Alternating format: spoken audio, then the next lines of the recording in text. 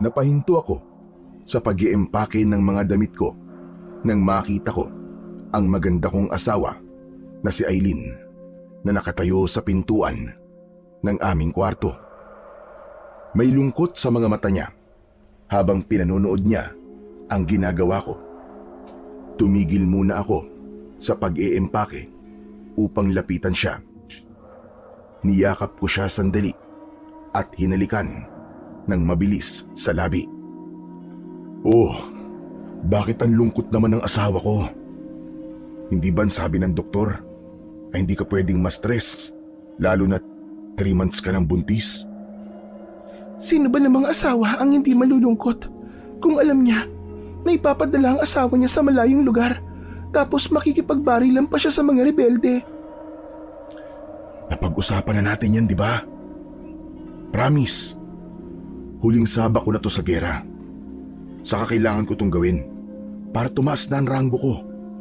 Kaunting-kaunti na lang at makukuha ko na yung matagal ko ng pangarap, Aileen. Paano naman ang pangarap ko na tahimik na buhay? Ha, Elias? Paano kami na magiging anak natin kapag may nangyaring hindi maganda sa'yo? Ayang ka na naman sa mga pag-iisip mo ng negative eh. Basta, ipagdasal mo na lang ako palagi. Saka hindi ako papayag na may mangyaring masama sa akin kasi magkakaroon na tayo ng anak, di ba? Nangangako ako sa'yo na uuwi ako ng buhay at kumpleto ang parte ng katawan ko. Muli kong hinalikan ang labi ni Aileen. Sa pamamagitan ng halik na yon, ay ipinaramdam ko sa kanya na wala siyang dapat na ipag-alala. Naiintindihan ko naman kung bakit ganun ang kanyang mga sinabi. Isa kasi ako sa mga sundalong napiling magpunta o madistino sa isang malayong baryo kung saan may mga rebeldeng nanggugulo at pumapatay ng mga sibilyan. May mga kinidnap din ang mga rebeldeng yon upang humingi ng ransom money sa gobyerno. Dahil sa kaguluhang dulot ng mga rebelde, ay nagkaroon kami ng misyon ng aming unit na labanan sila upang matapos na ang paghahasik nila ng takot sa mga tao sa lugar na yon. Kami naman ni Aileen ay halos 2 taon pa lang nakasal. 3 buwan na siyang buntis, kaya napakasaya ko dahil sa wakas ay natupad na ang pangarap kong magkaroon ng anak. Kaya naman, kahit alam kong sobrang delikado ng misyon na gagawin ko, ay umaasa pa rin ako na buhay akong makakabalik sa aking asawa upang makita ko pa ang magiging anak namin. Hanggang sa dumating na ang oras ng pag-alis ko, inihatid ako ni Aileen sa aming kampo. Isang bus ang aming sasakyan patungo sa pier. Kailangan kasi naming sumakay ng barko para makarating sa aming pupuntahan. Bago ako sumakay ng bus, ay nagpaalam muna ako sa asawa kong si Aileen. Mahal, mag-iingat ka habang wala ako ha. Ingatan mong baby natin ha. Pero sinabihan ko naman na si mama na dalawin ka ng madalas para naman hindi ka mainip sa bahay. Ikaw ang dapat na mag-ingat. Delikado ang pupuntahan mo, mahal ko. Basta ha, yung ipinangako mo. Oo na, huwag kang mag-alala dahil makikita ko pa ang baby natin. Sana nga lalaki yan para maging sundalo din siya paglaki niya kagaya ko. Kapag naging lalaki to, hindi ako papayag na maging sundalo siya, Elias. Di, 2 na kayo magbibigay ng sakit ng ulo sa akin kapag sasabak kayo sa gera. Biro lang. Kung anong gusto niyang maging paglaki niya, walang problema sa akin. Susuportahan ko siya.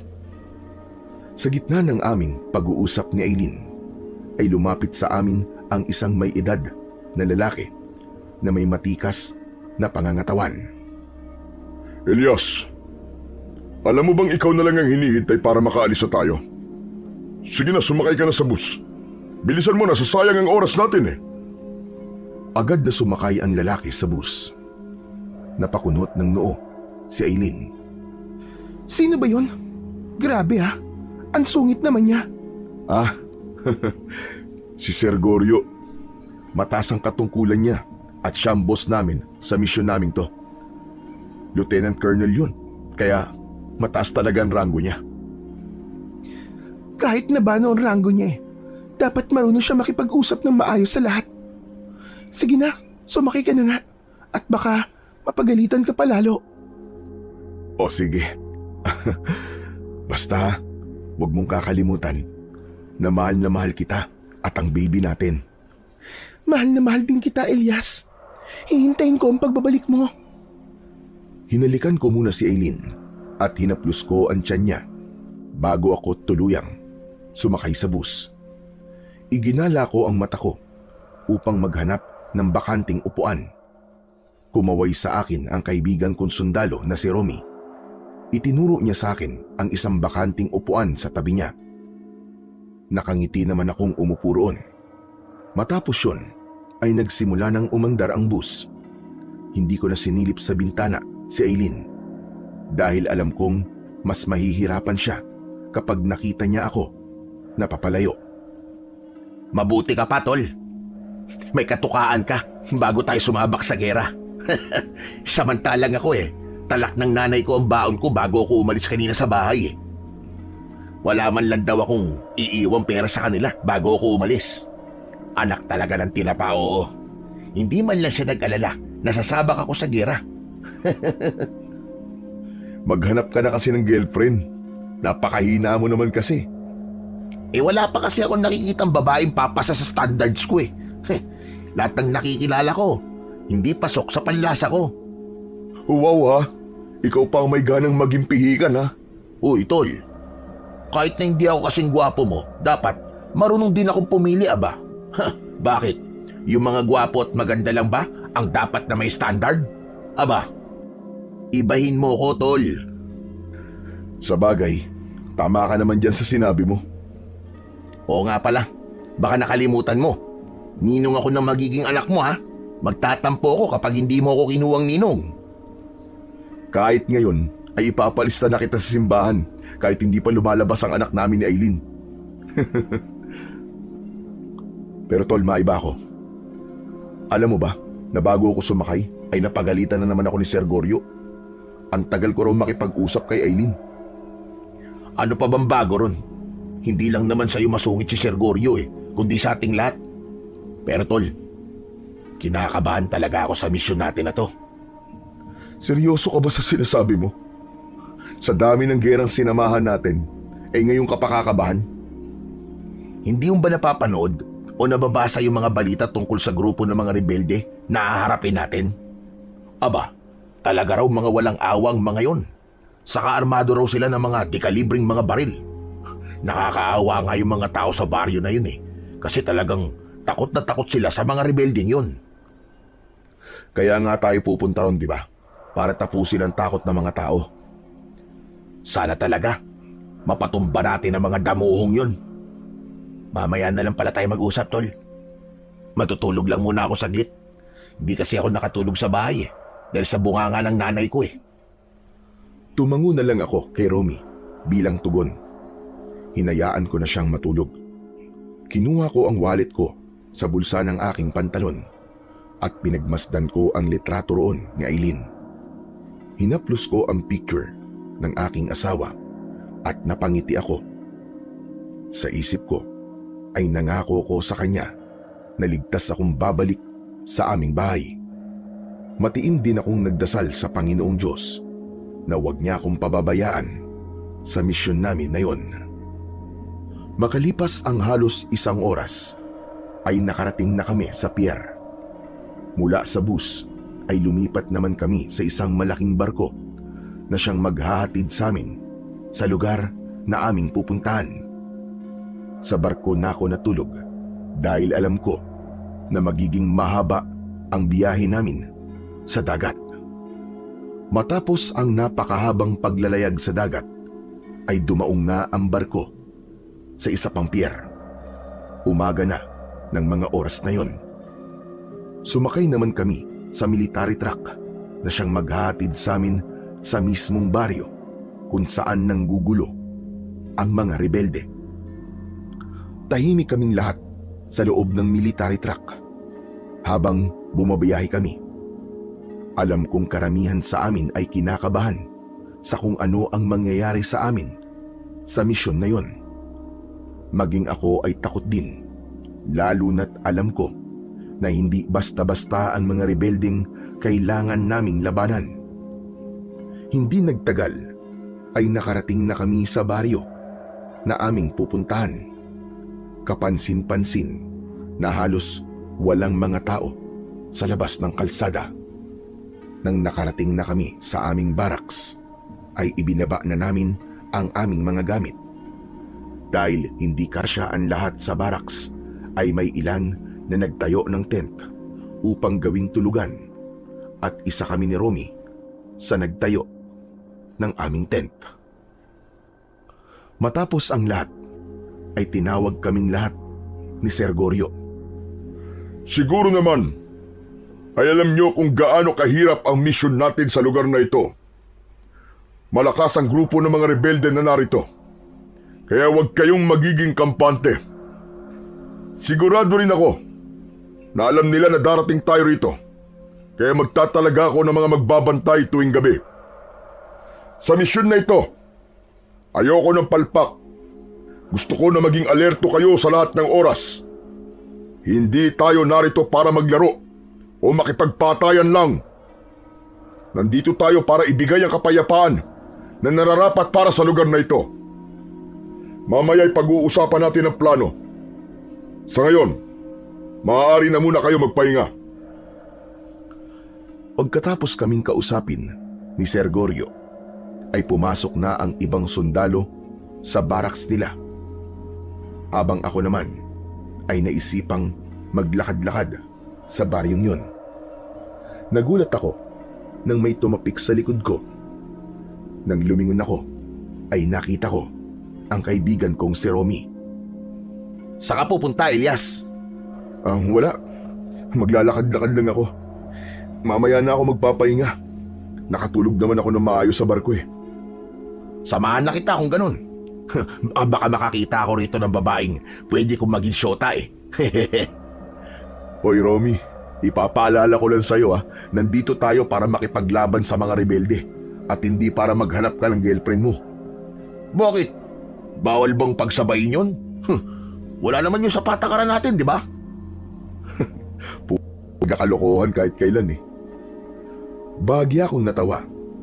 Patuloy kaming naglakad ni Romy hanggang sa makarating kami sa bukana ng isang malawak na kagubatan. Bigla akong hinawakan ni Romy sa aking braso. Teka, sandali lang tol. Huwag na tayong pumasok sa gubat na yan. Bakit naman? Mukhang mas okay nga na maglakad dyan kasi maraming puno. Presko ang paligid, sariwang hangin. Saka hindi ba, dapat ay maging pamilyar din tayo sa lugar na to. Kasi baka maging matagal ang pananatili natin dito eh. Hindi mo ba alam na sa gubat na yan nagkukuta ang mga rebelde? Paano kung may mga rebelding makakita sa atin? Dadalawa lang tayong papasok, tapos wala pa tayong dalang baril. Baka hindi pa nagsisimula ang giyera utas na tayo. Ikaw naman masyado kang matatakotin eh. Hindi naman tayo lalayo Diyan lang tayo sa bukana. Iba ang matatakotin sa maingat tol. Tandaan mo, naghihintay si Aileen at ang magiging anak niyo sa'yo.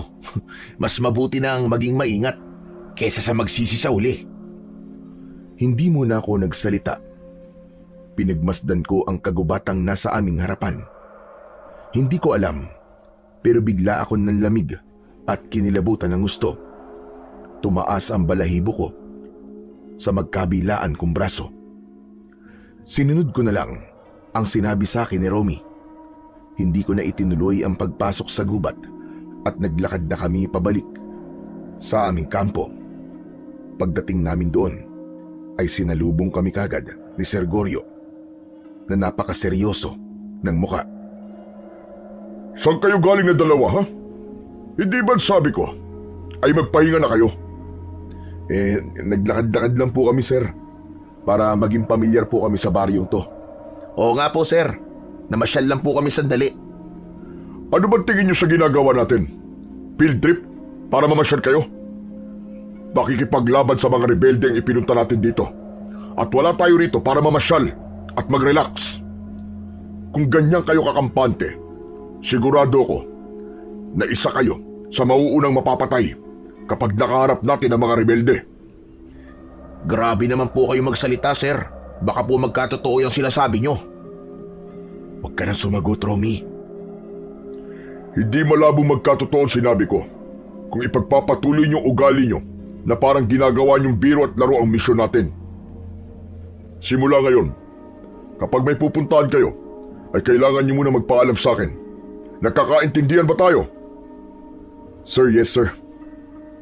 Nang umalis na si Sir Goryo sa aming harapan, ay saka lang kami nagpunta ni Romy sa aming tent. Humiga kami sa loob nun at hinayaan naming nakabukas ang tent upang pumasok ang hangin. Ikaw naman oo. Bakit mo naman sinagot si Sir Goryo? Mas lalo tayong pag-iinitan nun eh. Sus, pagsagot na ba yung ginawa kong yun? Sabihin na natin hindi. Pero kilala mo naman si Sir, di ba? Kapag may sinabi siya at sa tingin niya ay sinasalungat mo siya, para sa kanya sinasagot mo na siya. Baka mangyari pa niyan eh. Baka pahirapan niya tayo sa misyon na to. Sus, di pahirapan niya. Para namang hindi ako sanay sa kahit na anong klase ng hirap. Bunganga na nga lang ng nanay ko parang Armalite na kinakaya ko. Yung kay Sir Goryo pa kaya? Ewan ko sa'yo, loko ka talaga. Kung ano-ano na lang sinasabi mo eh. Alam mo, mas mabuti pang matulog na lang tayo para makapagpahinga tayo kahit papaano. Hindi natin alam, baka mamaya may kung ano na namang ipagawa si Sir Goryo sa atin. Tumalikod ako ng higa kay Romy dahil alam ko na habang nakikita ko siya ay hindi ako makakatulog. Ipinikit ko ang mga mata ko at kahit hindi ako inaantok ay pinilit ko pa ring makatulog. Sa unang gabi namin sa baryong yon ay sinabi sa amin ni Sir Goryo ang mga dapat naming gawin.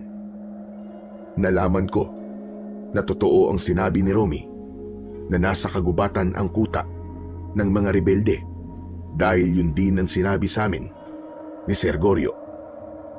Ayon sa kanya, bukas ng umaga ay magsisimula na kaming hanapin ang kuta ng mga rebelde at pinagrupo-grupo niya kami sa 4. Mabuti na lang at magkasama kami ni Romy sa iisang grupo.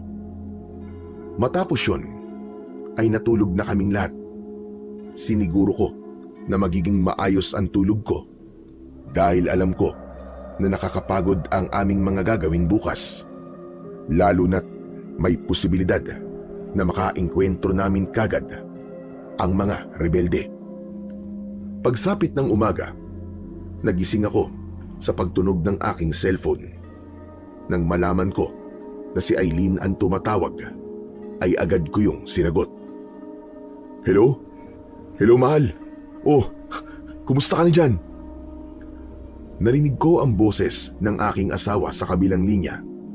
Pero paputol-putol yun. Tinignan ko ang signal ng cellphone ko at napapalatak ako dahil napakahina ng signal. Teka, sandali lang Aileen ha. Maghahanap lang ako ng maayos sa signal. Lumabas ako ng tent habang natutulog pa si Romy. Medyo madilim pa ang paligid pero unti-unti naman nang sumisikat ang araw. Naglakad-lakad ako sa baryo pero hindi ako makakita ng pwesto na may malakas na signal. Nagpatuloy ako sa paglalakad at hindi ko inalis ang mata ko sa screen ng aking cellphone upang malaman ko kagad kung meron na yung maayos na signal. Napangiti ako nang kahit paano ay nagkaroon na yon ng signal. Huminto ako at nawala ang aking ngiti nang malaman ko na nasa bukana na pala ko ng gubat. Naalala ko na nasa gubat na yon ang kuta ng mga rebelde. Pero hindi pa rin ako umalis sa kinakatayuan ko dahil baka biglang mawalan ulit ng signal. Inilapit ko sa aking tenga ang cellphone at sinimulan ko nang kausapin si Aileen. Hello? Hello, mahal, naririnig mo na ba ako? Naririnig na kita. Ano ba nangyayari sa'yo? Kanina pa ako nagsasalita rito eh. Pero hindi ka naman nagsasalita. Pasensya ka na, mahal ha. Mahina palang signal dito eh. Mabuti na nga lang at nakakita ko ng lugar na mayroong signal kahit papano. O mahal, kumusta ka na dyan? Okay naman. Nandito na pala si Mama. Ang sabi niya ay dito muna siya sa bahay habang wala ka. Aba, di mas okay kung ganun. At least, hindi ako masyado mag-aalala sa'yo. Mabuti ka pa. Hindi ka masyadong nag-aalala. Samantalang ako, hindi ako nakatulog ng maayos kagabi dahil sa labis na pag-aalala sa'yo. Ikaw naman kasi, huwag kang mag-isip ng kung ano-ano. Okay lang ako rito, mahal. Mamaya sisimulan na namin ang aming misyon. Ipagdasal mo kami ha. Kahit hindi mo sabihin yan, ay talagang ipinagdadasal kita. Basta, mag-iingat ka dyan, mahal ha. Kapag may oras ka, may text ka sa akin. Para naman mabawasan ang kaba ko rito. Ay, oo nga pala. Bukas, sasamahan ako ni Mama na magpa-check up. Sayang no, ako sana ang kasama mo bukas sa check-up mo. Kung hindi mo sana tinanggap ang mission na yan, ikaw talagang makakasama ko bukas. Alam mo naman, mahal, di ba? Hindi ako maaaring tumanggi sa misyon na to. Saka, kapag sumakses kami rito, magiging maayos na ang buhay ng mga tao sa baryong to. Hindi na matatakot ang mga tao rito sa mga rebelde. Napanood mo rin naman siguro ang balita tungkol sa lugar na to, di ba? At alam kong kahit ikaw ay naawa sa mga nararanasan ng mga taga rito. Oo na. Ang hirap talaga magkaroon ng asawang sundalo. Wala ka na magagawa. Pinakasalan mo ako eh. Tapos magkakaanak na tayo. Wala ka nang kawala sa akin. O basta, promise ko sa'yo na huli na to. Alam ko naman na nahihirapan ka rin kapag sumasabak ako sa ganitong sitwasyon eh. Narinig kong nagsalita si Aileen. Pero hindi ko na naman siya naiintindihan. Nang tignan ko ang aking cellphone, ay nalaman ko na wala na naman yung signal. Hanggang sa tuluyan ng naputol ang tawag. Anak nang, nawala na naman ang signal. Bisit na buhay ito oh. Bakit naman ang hirap ng signal dito? Paano pa ako makakapag-update nito sa asawa ko? Bagya akong napailing. Aalis na sana ako roon para bumalik sa aming kampo nang may nakita kong isang matandang babae na nakatingin sa akin. Nasa tabi siya ng isang puno. Nakasuot siya ng itim na damit at kahit may kalayuan siya ay ramdam ko ang matanim niyang tingin sa akin. Kinilabutan ako ng bagya sa paraan ng pagkakatingin niya sa akin pero hindi ko yun ipinahalata. Magandang umaga po, Nanang. Ano pong ginagawa niyo dyan? Nagtaka ako nang biglang tumalikod ang matandang babae at mabilis siyang naglakad palayo. Sa isang iglap ay nawala siya sa paningin ko. Grabe, ang bilis naman niya maglakad para sa isang matanda. Ipinagkibit balikat ko na lamang yon at nagsimula na akong bumalik sa aming kampo. Pagbalik ko roon ay naabutan ko na kumakain na ng almusal ang mga kasama ko. Matalim ang mga matang tinignan ako ni Sergorio bago siya lumapit sa akin. Saan ka na naman galing, ha? Hindi ba pinagsabihan ko na kayo kahapon na kung may pupuntahan kayo ay kailangan nyo magpaalam sa akin? Sir, pasensya na ho. Tumawag kasi ang asawa ko eh. Wala akong maayos na signal dito. Kaya naghanap po ako ng lugar kung saan makakausap ko siya ng maayos. Hindi na po ako nakapagpaalam sa inyo dahil mukhang tulog pa po kayo, sir eh. Winawarningan kita, Elias, ha? Sa susunod na gawin mo ulit yan, ipaparusahan na kita. Tignan mo, dahil ngayon ka palang dumating, ay maaabala patuloy ang gagawin natin para sa araw na ito. Hihintayin ka pa namin matapos kumain. Bibilisan ko na lang po ang pagkain ko, sir. Kung ganun, dapat ay tapos ka ng kumain sa loob ng 1 minuto. At ang oras mo ay magsisimula na ngayon. Nang nagsimulang magbilang si Sergorio, ay nagmamadali akong kumuha ng pagkain. Binilisan ko ang aking pagkain at halos hindi ko na nanguya ng maayos ang kinakain ko dahil sa aking pagmamadaling matapos sa aking almusal. Muntik pa akong mabulunan at nang matapos na sa pagbibilang si Sergorio ay namumula ang mukha ko. Sinabi niya sa amin na maghanda na kami dahil kailangan na naming simulan ang paghahanap sa kuta ng mga rebelde. Mabilis na kumilos ang lahat dahil alam namin na kapag nakita ni Sergorio na may babagal-bagal sa amin ay paniguradong papahirapan o parurusahan niya. Nang natapos na kami sa paghahanda ay muli kaming tinipon ni Sergorio at doon ay nagsama-sama na ang mga magkakagrupo. Si Sergorio rin ang nagpasya sa kung saan parte kami ng gubat maghanap. Hindi nagtagal ay naglakad na kami sa loob ng malawak na kagubatan sa baryong yon upang hanapin nga ang kuta ng mga aswang. Magkatabi kami ni Romy sa paglalakad. Nagpasalamat ako dahil hindi namin kasama si Sergorio sa aming grupo. Dahil kung kasama namin siya, ay magiging dinumero ang aming kilos. Alam mo, Tol, kahit pala hindi ka na maligo, ayos lang, no? Ha? Bakit naman? Kasi, kahapon ka pa sinasabo ni Sergorio Kotang-kota ka na, Elias. Loko ka talaga.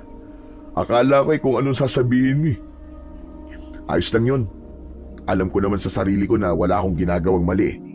Talagang mainitin lang ang ulo ni Sergorio. Pero mag-iingat ka. Baka kasi maudlot pa ang pagtaas ng ranggo mo dahil sa madalas mong pinapainit ang ulo ni Sergorio. Tandaan mo, mas mataas siya kaysa sa atin. Hindi naman siguro mangyayari yan. Professional si Sergorio at hindi niya ako pepersonalin. Kung yan ang paniniwala mo, hindi na kita ko kontrahin.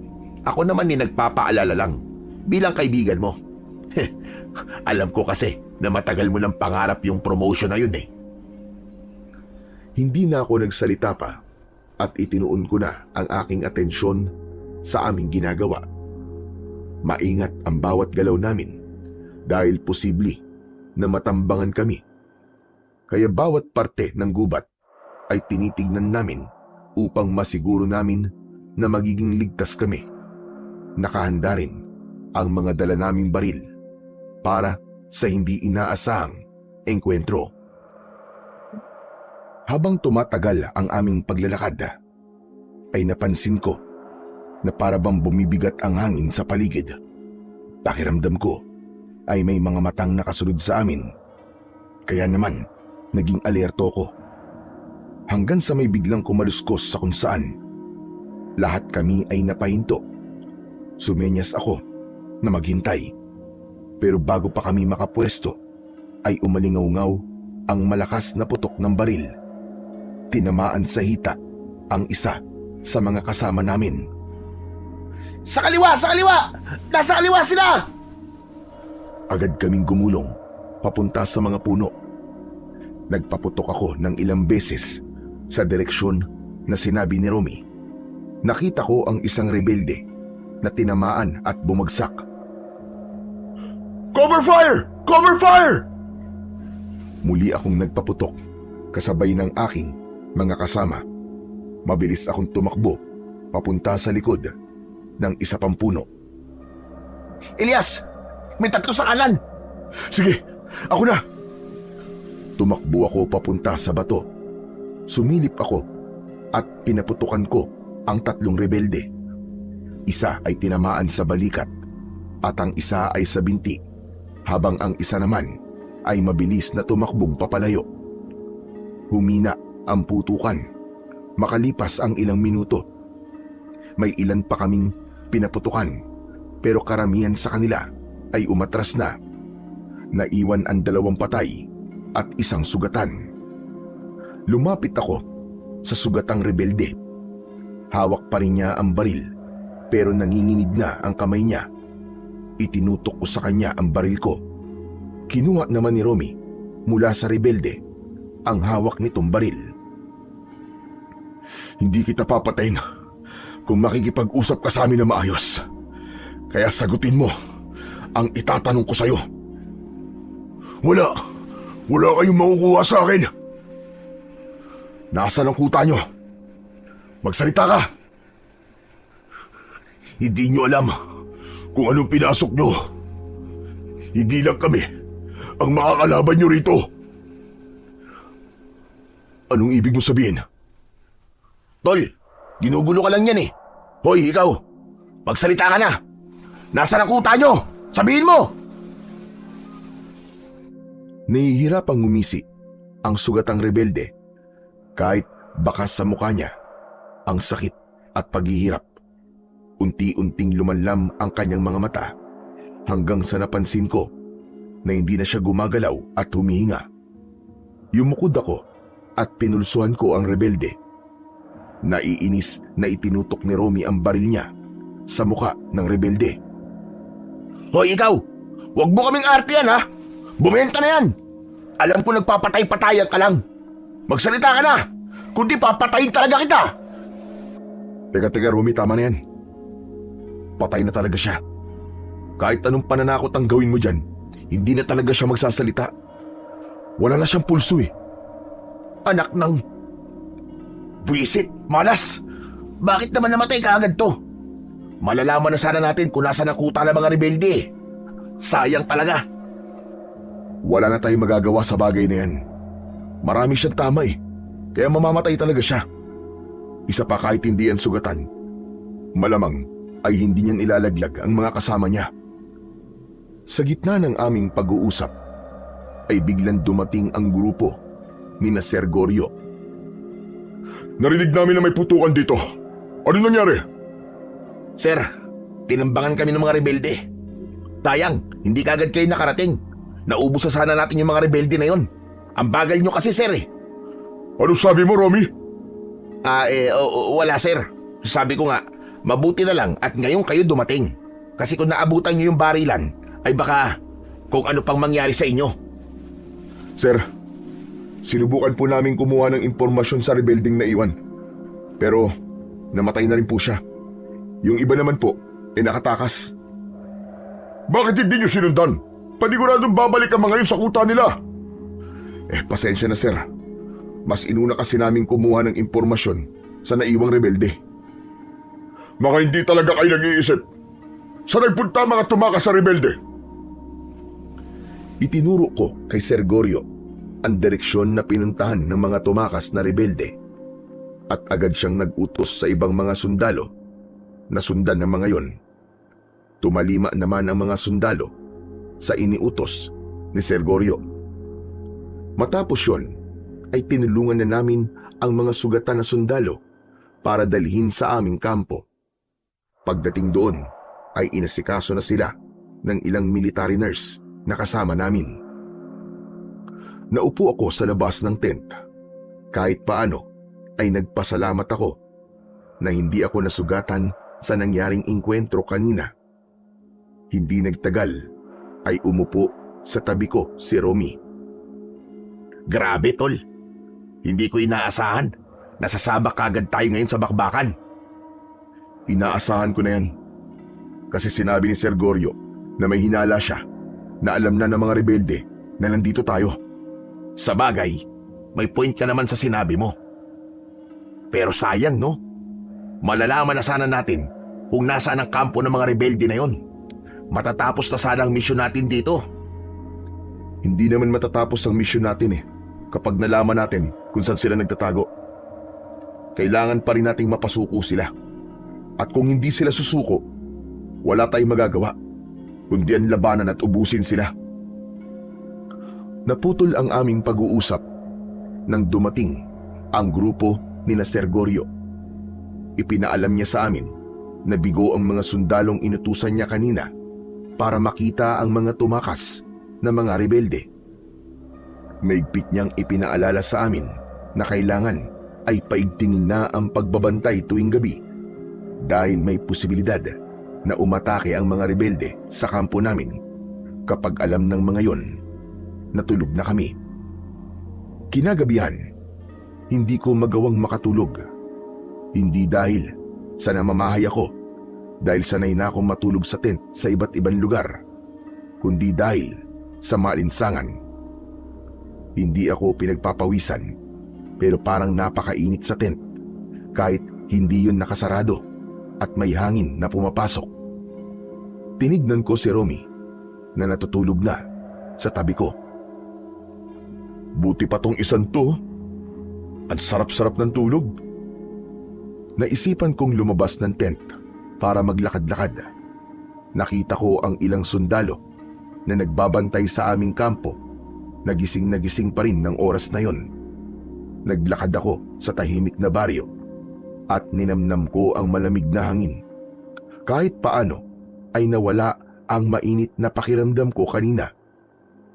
Tuloy lang ako sa paglalakad hanggang sa nakarating ako sa bukana ng gubat. Bigla akong natigilan nang may nakita akong gumagalaw sa likod ng isang malaking puno. Parang meron doong tao, pero hindi ako sigurado. Hoy! Anong ginagawa mo dyan? Nang hilakbot ako nang tumingin sa akin ang isang nilalang na may mapupulang mga mata. Bigla siyang tumakbo ng mabilis papasok sa gubat. Hindi ako nagkaroon ng alinlangan na habulin ang nilalang na yon, pero hindi ko na nakita kung saan siya sumuot. Pinuntahan ko ang likod ng isang puno kung saan ko nakita yung nilalang at nagimbal ako sa nakita ko roon. Meron dong isang patay na baboy ramo na wakwak ang tiyan at nagkalat ang mga lamang loob. Anong ginagawa niya rito sa baboy ramo? Napakawalang awa naman niya para gawin ito sa isang walang kalaban-laban na hayop. Napailing na lang ako at naisipan kong bumalik na sa aming tent. Nagpasalamat ako dahil hindi ako nakita ni Sir Goryo. Doon ko napagtanto na hindi nga pala ako maaaring umalis sa kampo nang hindi nagpapaalam sa kanya. Bumalik na ako sa tent namin ni Romy. Pagkahiga ko, ay bumalik sa alaala ko yung nakita ko sa bukana ng gubat. Pakiramdam ko ng mga sandaling yun ay nakatingin pa rin sa akin yung mga mata ng nilalang na nakita ko roon at hindi ko na iwasang kilabutan ng gusto. Pagsapit ng umaga, ay maaga kaming tinipon ni Sir Goryo sa gitna ng kampo. Bagya pa lang na sumisikat ang araw at may manipis na hamog sa paligid. Tahimik ang lahat habang nakahanay kami sa harap ni Sir Goryo. Ipagpapatuloy natin ang paghahanap sa kuta ng mga rebelde ngayong araw. At hindi na ako papayag na mabibigo na naman tayo. Mula ngayon, ay 3 grupo na lamang tayo na maghahanap. Tandaan nyo, hindi kayo pwedeng bumalik dito nang wala man lang nakikitang bakas ng mga rebelde. Maliwanag ba? Sabay-sabay kaming sumagot sa sinabi ni Sir Goryo. Elias, ikaw ang mamumuno sa isang grupo. Umpisahan nyo ang kalurang bahagi ng gubat. Doon daw madalas makakita ng mga apoy sa gabi, ayon sa mga taga-baryo. Yes, sir. Sir, paano po kung makasalubong namin ang malaking grupo ng rebelde? Harapin nyo. Hindi tayo nandito para umatras. Kung sila ang unang magpapaputok, ay gumanti kayo. At kailangan ninyong malaman kung nasaan ang kuta nila. Matapos ang maikling pagpupulong, ay kumain na kaming lahat. Magkatabi kami ni Romy sa upuan. Sana naman ay makita na natin kung nasan yung kuta ng mga rebelde, no? Para matapos na tayo rito. Kaya nga, tol, sa totoo lang, gusto ko nang umuwi. Alam mo naman, buntis ang misis ko, di ba? Gusto ko sanang ako ang kasama niya hanggang sa mga anak siya, lalo na't unang anak namin yun. Napabuntong hininga ako. Bigla ko kasing naalala si Aileen nang nabanggit ko siya kay Romy. Nawala ang focus ko sa pagkain at inisip ko kung kumusta na ang aking asawa. Sandali kong tinignan ang aking cellphone at napailing na lang ako dahil wala yung signal. Ibig sabihin ay hindi ko pa rin makakausap ang aking asawa. Pagkatapos kumain ay naghanda na kami para sa muling pagsuong sa malawak na kagubatan para hanapin ang kuta ng mga rebelde. Mas marami na kami sa bawat grupo dahil 3 grupo na lang kami na hinati ni Sir Goryo. Kasama ko pa rin si Romy sa grupong pinapamunuan ko. Hindi na kami nag-aksaya ng oras at nagtungo na kami sa gubat. Tinahak namin ang direksyon na sinabi sa amin ni Sir Goryo. Naging mapagmasid kami sa aming paligid at palaging nakaumang ang aming mga baril upang handa kami kung sakaling magkaroon ulit ng hindi inaasahang engkwentro. Makalipas ang ilang oras na paglalakad, ay bigo pa rin kaming matagpuan ang kuta ng mga rebelde. Kahit isang rebelde, ay wala pa rin kaming nakita. Tol, pambihira. Mukhang wala sa direksyon to ang kuta ng mga rebelde. Kanina pa tayo naglalakad pero parang paikot-ikot lang tayo. Kaya nga itong mahirap kapag wala tayong mapa. Hindi natin mamarkan kung napuntahan na ba natin ang isang lugar o hindi pa. Ano na kayang nangyayari sa ibang grupo, no? Hindi kaya silang nakahanap sa kuta ng mga rebelde? Hindi, Tol. Malabo yung sinabi mo. Kung nakita na nila yun, edi sana may narinig na tayong putukan. Pero wala naman, di ba? Hindi kaya lumipat na ang kuta ng mga kalaban natin? Baka nang malaman nilang nandito na tayo ay umalis na sila. Posible naman yun, di ba? Posible. Pero sa tingin ko, hindi tayo aalis sa baryong to hanggat hindi nasisiguro ni Sir Goryo na wala na rito ang mga rebelde. Nagpatuloy kami sa paglalakad hanggang sa natigilan ako nang may nakita kong isang batang lalaki na nakasilip sa likod ng isang puno. Matalim ang tingin ng bata sa amin. Sumenyas ako sa mga kasama ko na huminto muna sila sa paglalakad. Teka, may batang lalaki. Aba, oo nga no. Ano naman kayang ginagawa ng isang bata sa loob ng gubat? Mukhang wala siyang kasama. Sandali, lalapitan ko siya. Baka nawawala siya. Tol, hindi kaya patibong ang batang yan? Hindi kaya kasama yan ng mga rebelde? Baka pag dilapitan natin ng batang yan, ay bigla tayong tambangan ng mga rebelde. Ang mabuti pa, wag na lang natin pansinin. Sa tingin ko naman hindi, Romy. Basta maging handa lang kayo sa kung anong pwede mangyari. Back upan niyo ako. Sa kabila ng paalala ni Romy, ay pinili ko pa ring lapitan ang bata. Naisip ko kasi na baka naliligaw siya at hinahanap na siya ng kanyang mga magulang. Mabagal ang paghakbang ko para hindi matakot ang bata. Ngumiti pa ako sa kanya sa pag-asang sa paraan na yun ay makukuha ko ang kanyang loob. Ay, huwag ka matakot sa amin. Mga sundalo kami. Mga kaibigan. Nawawala ka ba? Pwede ka naming tulungan na makauwi sa inyo. Paghakbang ko pa ng isa, ay biglang tumakbo palayo sa amin yung bata. Tinawag ko siya pero hindi siya huminto o lumingon man lang. Bigla akong nagkaroon ng kakaibang pakiramdam. Hindi ko alam, pero parang may boses na nagsabi sa akin na kailangan naming sundan ang batang lalaki.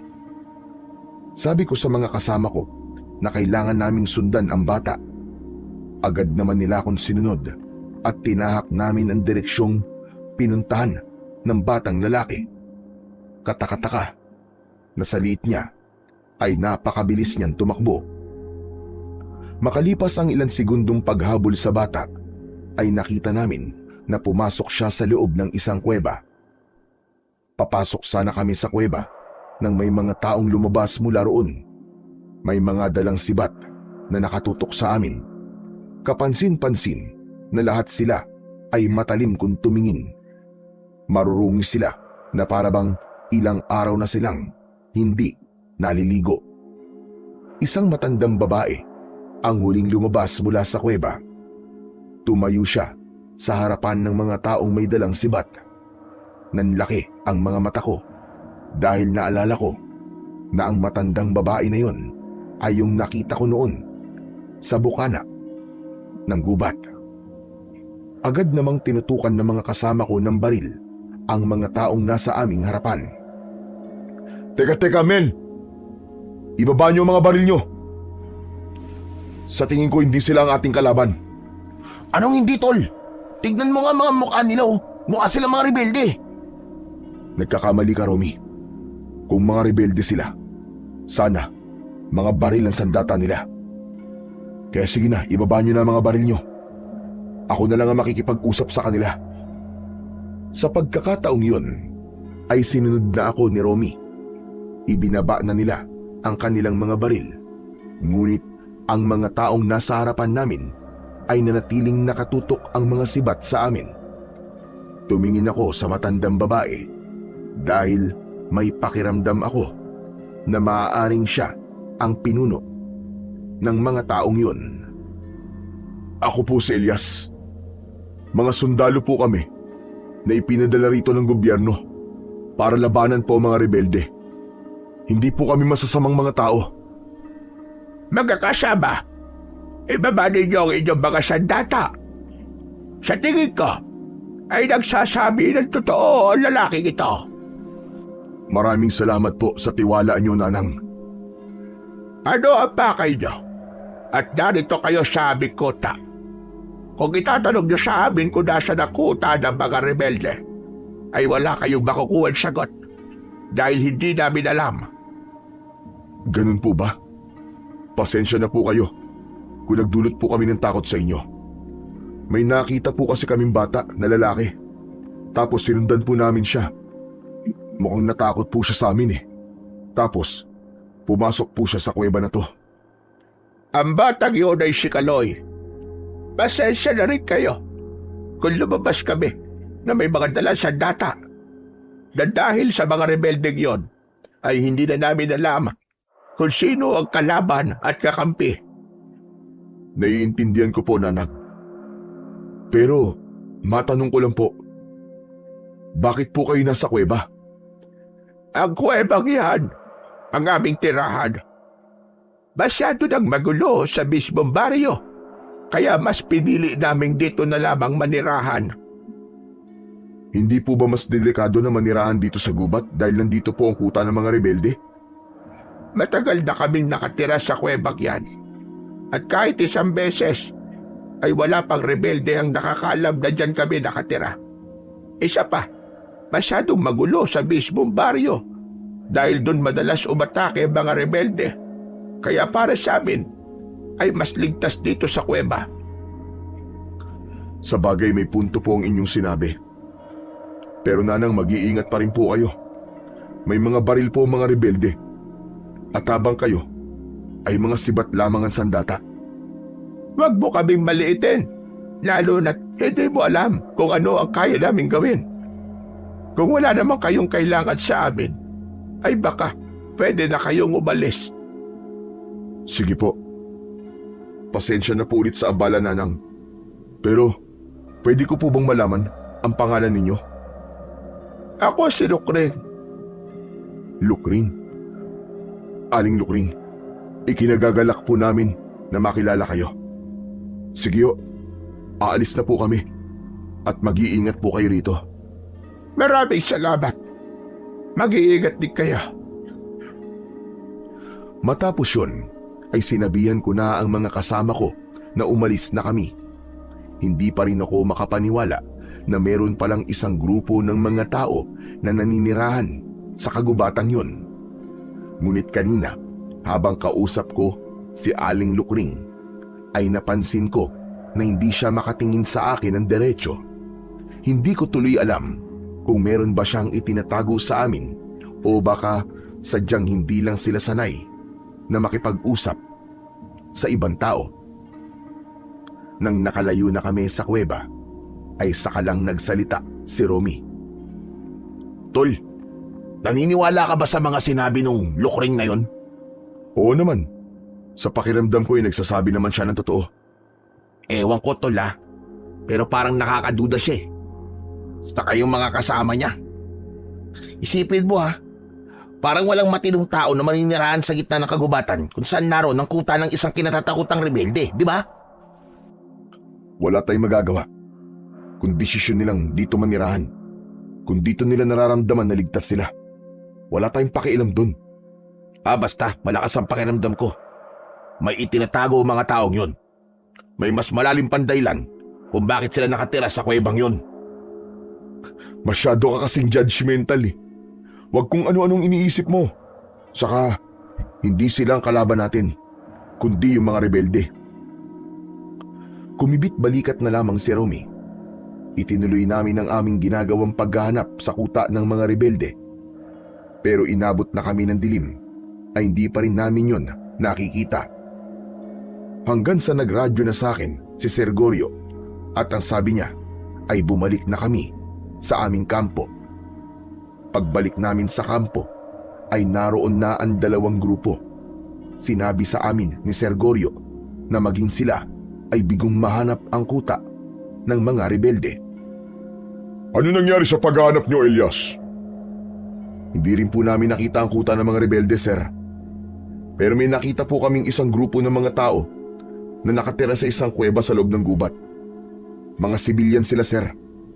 At paano magkakaroon ng mga tao sa loob ng gubat? Ang sabi po nila ay naniniwala silang mas ligtas sila roon. Tinanong ko rin po sila kung alam ba nila kung nasaan ang kuta ng mga rebelde. Pero sir, hindi rin po nila alam Sigurado ka bang hindi miyembro ng mga rebelde ang mga taong sinasabi mo, Elias? Base naman po sa pakikipag-usap ko sa matandang babae na si Aling Lukring, ay hindi, sir. Gusto kong dalhin mo ako sa taong sinasabi mo. Kailangan ako mismo makipag-usap sa kanila para makasiguro ko na hindi sila miyembro ng mga rebelde. Malay mo, mga espiya pala sila. Sa tingin ko po, ay hindi niyo na po kailangan gawin yan, sir. Mukha po silang mababait. Baka kapag pinuntahan natin sila ngayong gabi, ay matakot lang po sila sa atin. At bakit naman sila matatakot kung wala naman silang ginagawang mali? Samahan mo ako sa mga taong yon. That's an order. Wala na akong nagawa, kundi ang pumayag sa gustong gawin ni Sergorio. Kahit labag yon sa aking kalooban, para sa akin, walang dahilan para puntahan pa niya ang mga taong nananahimik sa kuweba. Bukod sa akin, ay isinama rin ni Sergorio si Romy at ang 5 pang mga sundalo, habang ang ibang sundalo naman ay nagsimula ng magluto ng aming hapunan. Muli kaming pumasok sa kagubatan na dala ang aming mga baril. May dala rin kaming flashlight dahil napakadilim na ng kapaligiran. Yun ang unang beses na pumunta ako sa gubat na yon ng gabi. Kakaiba ang pakiramdam sa gubat kapag ganung oras. Parang anumang sandali ay may bigla na lamang susulpot sa aming harapan. Mabuti na lang at matalas ang aking memorya, kaya kahit madilim ay tanda ko pa rin ang daan papunta sa kuweba ni Aling Lukring. Matapos ang ilang oras na paglalakad, ay natanaw na namin ang kuweba. Sir, yun na po yung kuweba na sinasabi ko sa inyo. Doon po nakatira ang mga taong nakita namin. Bilisan na natin para makausap ko na sila. Pero sir, pwede po bang maging mahinahon kayo sa pakikipag-usap sa kanila? Para kasing hindi po sila sanay makipag-usap sa ibang tao Baka kasi matakot po sila sa inyo, sir. Hindi mo kailangan sabihan kung paano ko sila kakausapin. Gaya na sinabi ko kanina, kung wala silang tinatago at ginagawang mali, ay hindi dapat sila matakot sa akin. Magsasalita pa sana ako, pero natigilan kaming lahat nang makita naming may mga taong lumabas mula sa kuweba. Ngunit nagdalawang isip ako kung mga tao nga ba yun, dahil napakabilis nilang kumilos. Kapansin-pansin din ang mga mapupula nilang mga mata na nagliliwanag sa dilim. Agad na sumenyas si Sergorio na dumapa kami. Sabay-sabay kaming dumapa upang magtago. Nang hilakbot ako, Dahil habang tumatagal ay naging malinaw sa mata ko ang itsura ng mga lumalabas sa kuweba. Mistula silang mga tao, pero ang itsura nila ay parang sa halimaw. Meron sila na matutulis na mga kuko at mabalahibong katawan. Mabilis ang galaw nila. Tumakbo sila sa iba't ibang parte ng gubat. Dinig din namin ang malakas nilang pag-angil na para ba sila'y mababangis na hayop. Hindi nagtagal ay wala nang lumabas sa kuweba. Tahimik na ang paligid at wala na kaming nakitang mga halimaw sa labas ng kuwebang yun. Doon na kami isa-isang tumayo. Lahat kami ay nakatulala dahil sa aming nakita. Ang akala ko ba ay mga tao nakatira sa kuwebang yun? Bakit parang hindi sila tao, Elias? Nagsasabi po ako ng totoo sa inyo, sir. Tao po talaga nakita namin na nasa kuwebang yun. Kahit itanong niyo pa po kay Romy. Tama si Elias, sir. Nagsasabi po siya ng totoo. Pero sir, sa tingin ko, ay hindi tao mga yun. Sa probinsya kasi namin, sir, may nakita na po akong ganung nilalang eh. Mga aswang sila, sir. Mga aswang. Kalokohan. Anong aswang ang sinasabi mo? Ano ka ba, bata? At naniniwala ka sa mga aswang? Pero sir, paano niyo ho ipapaliwanag yung mga nilalang na nakita natin ngayon? Malinaw na hindi sila mga tao. Tutal, ikaw ang nagsasabi ng mga aswang ang mga yun. Ay ikaw ang sumilip sa kuweba kung wala ng taong naroon. Romy, sige na. Teka, bakit ako, sir? Ayoko. Tumatanggi ka sa utos ko, ha, Romy? Kasi sir, mga aswang ang mga yun eh. Paano kung meron pa pala sa loob ng kuweba, sir? Sorry, sir, pero hindi ko talaga kaya ang inuutos mo sa akin eh. At sabihin mo, duwag ka lang. Natatakot ka sa isang nilalang na hindi naman totoo. Tandaan mo, Romy, walang duwag sa unit ko. Ikaw lang. Sir, mawalang galang na. Kung hindi kaya ni Romy, ay ako na lang ang gagawa. Tol, huwag kang pupunta sa kuweba na yun. Bago anong mangyari sa'yo? Mag-iingat ako, Romy. Saka may baril naman ako eh. Kung sakaling may hindi magandang mangyari, kaya kong ipagtanggol ang sarili ko. Tsaka, nandiyan naman kayo eh. Sige, ikaw na lang sumilip sa kuweba, Elias. Kapag nasiguro mong ligtas, ay sumenyas ka sa amin. Tumango ako kay Sergorio bilang tugon.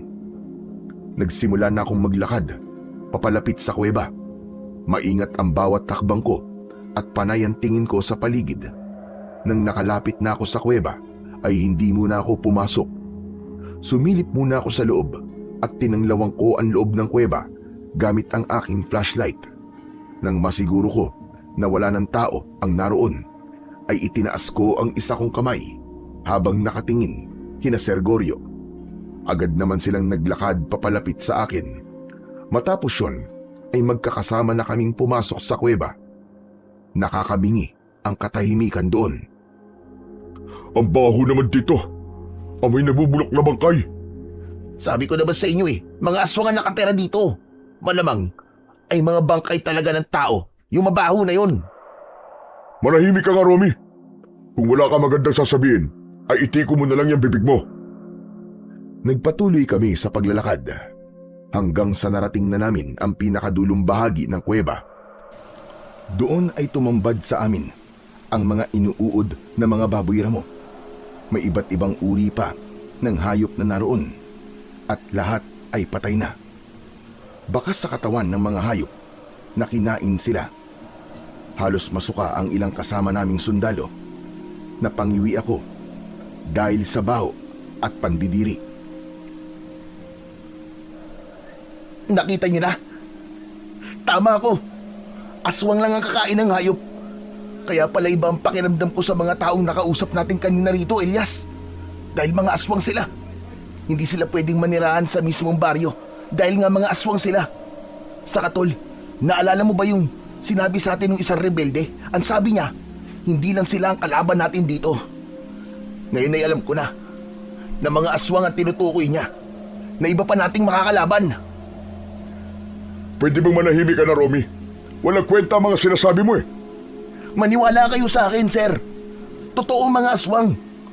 sa pinanggalingan kong probinsya ay madalas na may aswang na umaatake at minsan na ako nakakita ng isa sa kanila. At yung mga nilalang na nakita natin kanina na lumabas dito sa kuweba, ganun na ganun ang itsura ng aswang na nakita ko noon. Sir Goryo, baka pwedeng pakinggan din natin si Romy. Gaya nyo, hindi rin naman ako naniniwala sa aswang dahil yun ang paniniwala na kinalakihan ko. Pero hindi po ibig sabihin na kahit taliwas ang paniniwala natin kay Romy, ay hindi na totoo ang sinasabi niya. Magkaibigan nga kayo. Parehas kayong naniniwala sa mga kwentong bayan na gawa-gawa lang na matatanda para manakot. Malamang, mga tao lang talaga ang nakita natin kanina. Siguro ay nagsanay sila para maging ganong kabilis ang kanilang paggalaw. Hindi rin posibleng kakampi sila ng mga rebelde. Bahala kayo kung ayaw maniwala sa akin, sir. Ang mabuti pa ay umalis na tayo rito. Bago pa nila malaman na nandito tayo, kailangan pagplanuhan natin na mabuti ang gagawin natin sa mga taong nakatira sa kuwebang ito. Magkakasama kaming lumabas ng kuweba. Habang naglalakad kami pabalik sa kampo, ay napansin ko na nasa hulihan si Romy. Nakatulala siya at parang napakabigat ng bawat pagakbang niya. Lumapit ako sa kanya at inakbayan ko siya. Ayos ka lang ba, Tol? Tol, maniwala ka sa akin. Mga aswang ang nakatira sa kuwebang yun. Hindi ako pwedeng magkamali. Sa totoo lang, Tol, medyo hati ang opinyon ko sa sinasabi mo na yan. Binigyan na tayo ng clue nung isang rebelde. Hindi lang sila ang kalaban natin, kundi pati na ang mga aswang, Tol. Hindi birong kalaban ng mga aswang, lalo na't isang grupo sila.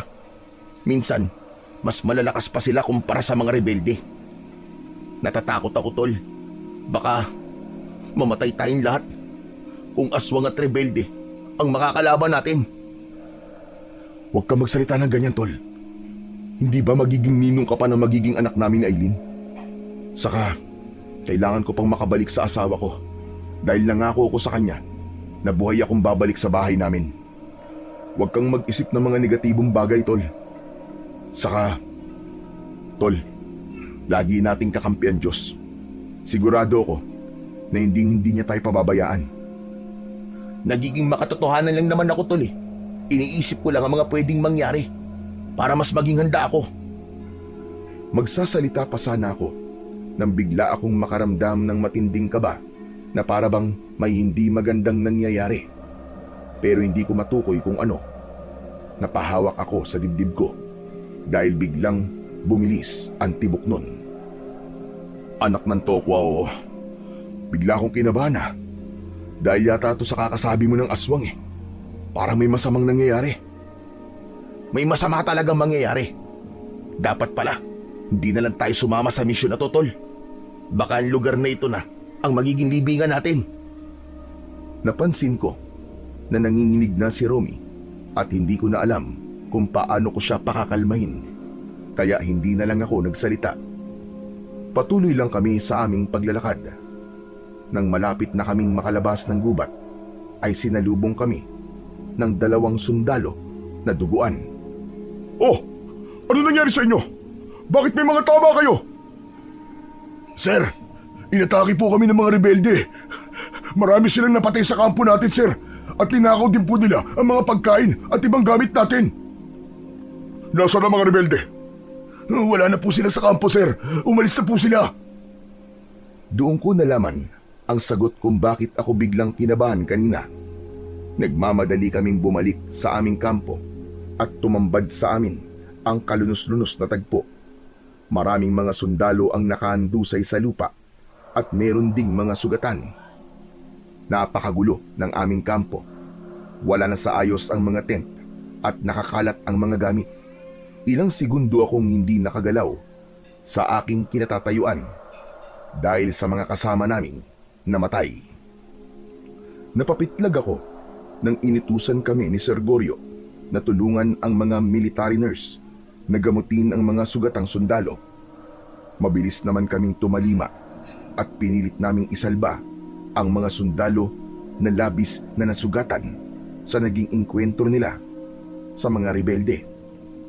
Dinala sa bayan ang mga sugatang sundalo matapos namin silang mabigyan ng first aid upang malapatan sila ng tamang lunas sa kanilang mga sugat sa ospital doon. Isinama na rin ang mga namatay na sundalo sa engkwentro. Hindi na kami nakatulog ng gabing yon hanggang sa inabot na kami ng pagsikat ng araw. Tahimik kaming lahat habang nakatingin sa kawalan. Noon ko lang nakita si Sir Goryo na ganun kalungkot. Alam ko na kaya siya malungkot ay dahil halos kalahati sa amin ang nawala. Sa tagal ko nang nakikipaglaban sa mga gera, ngayon lang ako namatay ng napakaraming sundalo. Malakas ang kutob ko na natunugan ng mga rebelde na umalis tayo kaya sinamantala nila yon at sa kanila nilusob ang ating kampo. Ano na pong plano natin ngayon, sir? Aalis na po ba muna tayo rito? Hindi tayo aalis dito nang hindi natin natatalo ang mga rebelde. Hindi ko sasayangin ang pagpunta natin dito. Kailangan nating maipaghiganti ang mga kasama natin na pinatay ng mga hayop na yun. Hindi po kaya, sir, mas makabubuti na umatras muna tayo sa ngayon, sir? Hindi po natin alam kung gaano karami ang mga rebelde. Baka po kasi totoo yung sinabi ni Romy. Nakakampi ng mga rebelde yung mga aswang na nasa kuweba. Kung sakali kasi, sir, talagang marami ang makakalaban natin. Pwede ba, Elias? Ayoko nang marinig ang aswang-aswang na yan. Sa mga rebelde mo ituon ang iyong atensyon at huwag sa mga bagay na wala namang katotohanan. At gaya ng sinabi ko, hindi ko sasayangin ang pagpunta natin dito. Kaya kahit malaki nang nabawas sa atin, ay tatapusin pa rin natin ang ating misyon. Tiwala ako na tayo pa rin ang magwawagi sa uli kahit mas marami pa ang ating kalaban. Sadyang wala lang talaga ako rito nang lumusob sila. Kaya marami sa mga sundalo ko namatay. Hindi na ako nagsalita pa dahil alam ko na kahit anong paliwanag o sabihin ko kay Sir Goryo ay hindi niya ako pakikinggan. Kilala kasi siya na kapag nagdesisyon ay hindi na yun mababago ng kahit na sino. Maya-maya ay sinabi ni Sir Goryo na ayusin namin ang aming kampo.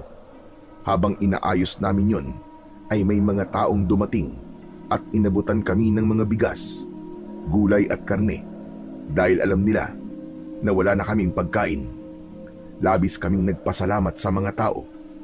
Nang iwanan na kami ng mga tao, ay itinuloy na namin ang pag-aayos namin sa kampo. Habang abala kaming lahat sa aming ginagawa, ay biglang nagsalita si Sir Goryo. Maganda kayo! Pagkatapos nating ayusin ang ating kampo, ay hahanapin natin ang kuta ng mga rebelde. Ipapakita natin sa kanila na nagkamali sila sa desisyon nilang paglusob dito sa ating kampo. Hindi pwedeng mauwi sa wala ang pagkamatay ng mga kasamahan natin. Kailangan nating ibigay sa kanila ang hustisyang nararapat sa kanila.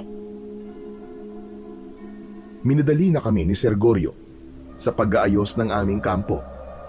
Nang natapos na kami, ay hindi na kami nagsayang ng oras at bumalik na kami sa gubat upang hanapin ang kuta ng mga rebelde. Naramdaman ko ang matinding determinasyon ni Sir Goryo ng sandaling yon. Mabilis na lumipas ang mga oras. Isang beses lang kaming huminto para kainin ang mga baon naming pagkain. Ipinagbawal ni Sir Goryo ang matagal na pagpapahinga hanggang sa tuluyan ng sumapit ang gabi. Sir, pwede po bang magpahinga na muna tayo? Kanina pa po kasi tayo naglalakad eh. Alam kong pagod na rin ho kayo. Nakapagpahinga na tayo kanina. Hindi pa ba sapat sa inyo yun? Naisip ko lang po kasi na baka kapag bigla po tayong atakihin ng mga rebelde, ay hindi tayo makalaban sa kanila ng maayos dahil pagod tayong lahat. Hindi ba't nag-training tayo na makipaglaban kahit walang pahinga? Isa pa, kung hindi mo na kaya, bumalik ka na lang sa kampo. Hindi ka kawalan, Elias. Napatda ako sa sinabing yun ni Sir Goryo. Naiintindihan ko na gusto niyang ipaghiganti ang mga namatay naming kasamahan. Pero naniniwala ako na kailangan pa rin naming magpahinga upang magkaroon kami ng lakas at malinaw na pag-iisip, lalo na kapag muli naming nakaengkwentro ang mga rebelde. Inabot na kami ng alauna ng madaling araw sa paglalakad sa gitna ng kagubatan. Bagya na akong nakakaramdam ng antok ng mga sandaling yon. Hindi na ako nagtangkang kausapin pa si Sir Goryo para sabihing magpahinga muna kami sandali dahil baka masamain na naman niya ang sasabihin ko. Sa gitna ng aming paglalakad sa gitna ng gubat, ay nagulat kaming lahat ng dalawang magkakasunod na putok ng baril ang pumailan lang. Nanlaki ang mga mata ko ng isa sa aming mga kasama ang biglang bumulagta habang may tama ng baril sa ulo. Hanggang sa nakita namin ang mga rebelde sa unahan. Bigla silang nagpaulan ng bala sa amin. Agad kaming nagtakbuhan papunta sa likod ng mga puno at mga bato. Nagsimula na rin kaming gumanti ng putok. Inuna naming paputukan ng mga rebelde na nasa malapit. May ilan kaming tinamaan pero mas malaki pa rin ang bilang nila kumpara sa amin. Patuloy ang putukan. Halos mawala ako sa sarili sa tuwing may nakikita akong sundalo na bumabagsak. Elias, Romy! I-cover niyo ang kaliwa! Agad kaming gumapang papunta roon. Pumwesto kami ni Romy sa medyo palalim na lupa. Nagpaputok ako hanggang sa halos maubos ang laman ng magasin ko. Tinamaan ko ang dalawang rebelde. Sir! Marami pa sila! Hindi natin kakayanin to! Isang granada ang lumipad mula sa kalaban at sumabog yun ilang metro lamang sa likod namin. Napasubsob ako sa lupa at tumalsik ang lupa at bato sa mukha ko. Narinig kong sumigaw si Romy. Sir! Patay na si Mendoza! Wala na tayong medic! Lumingon si Sir Goryo. Bakas sa mukha nito ang galit pero halatang natataranta rin. Umatras na tayo! Umatras ang lahat! Dali ng mga sugatan!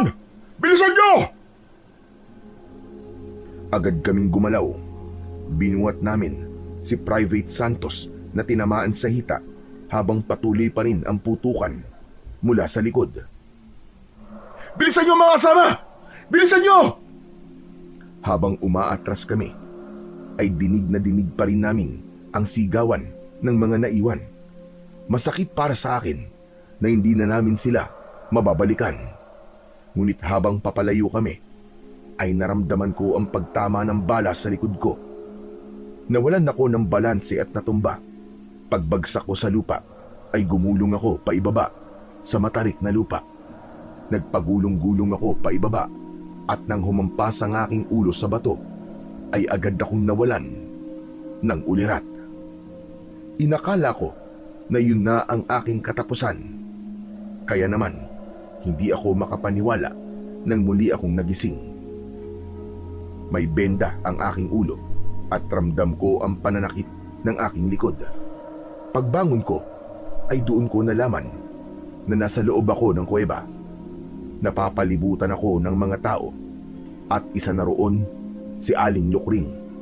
Nakita ko ang baril ko sa aking paanan at agad ko yung kinuha. Paikot-ikot ako habang nakatutok sa mga tao ang baril. Huwag kayong nalapit!